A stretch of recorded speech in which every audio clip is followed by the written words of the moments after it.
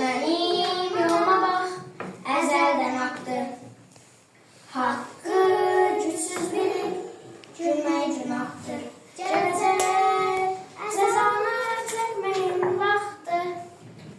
Hesabı axırda kəsən millətəm. Düşmən qabağıma çox yoldaşlarım. Səsləsən dikəlir dağlar daşları. İstəsən tarixi bir də başlaram. Mən ruhum həyatdan bezən millətəm. Çəkil torpağımdan ey ya düşmən. Mən şeytanın ümidini üzən millətəm. Dünyanı üstümə qaldırdın yetər. Dünyanın dərdinə dözən millətəm. Çəkil torpağımdan ey ya düşmən. Mən şeytanın ümidini üzən millətəm. Dünyanı üstümə qaldırdın yetər. Dünyanın dərdinə dözən millətəm.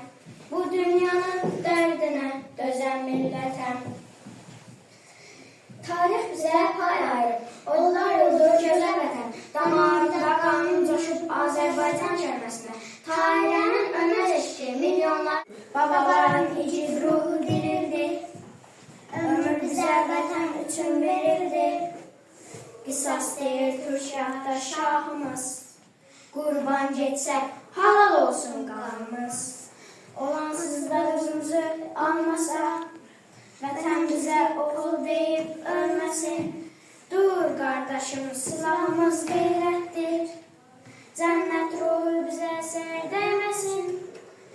Çəkil torpağımdan ey ya düşmən. Mən şeytanın ümidini üzən millətəm. Dünyanın üstümə qaldırdın yetər. Dünyanın dərdinə dözən millətəm. Çəkil torpağımdan ey ya düşmən. Mən şeytanın ümidini üzən millətəm. Dünyanın üstümə qaldırdın yetər. Dünyanın dərdinə dözən millətəm.